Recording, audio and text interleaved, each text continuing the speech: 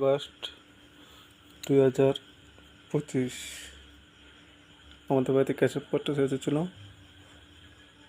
কিন্তু বিয়ের ব্যাপারে কথা বললাম। বলার পর বলে ক্যাসেট পড়তে দেখতে পারবে না।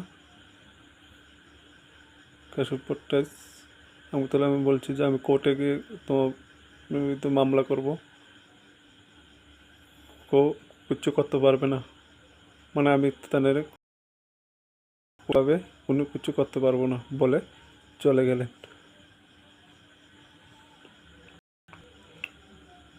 এ কথা বলে তারপর আমি রতমদককে বলি। রতমদক বলে বিয়ের ব্যাপারে কথা না বলতে, বিয়ে করাতে পারবে না। তার জন্য কিতামতো একমত দিয়েছে, সমস্যার মধ্যে জড়িত আছে। তার জন্য প্রশাসনের কাছে আবেদন করছি, প্রশাসনের জন্য তাদের বিরুদ্ধে আইনত ব্যবস্থা নেয়। আরেকটা বিষয় বলছে যে আমি বলছি কোর্টে যাবো, তো বলছে কোর্টের জজ বলে গলায় ধরে নামিয়ে আনবে, গলার ধরে নামিয়ে আনবে কথা বলে।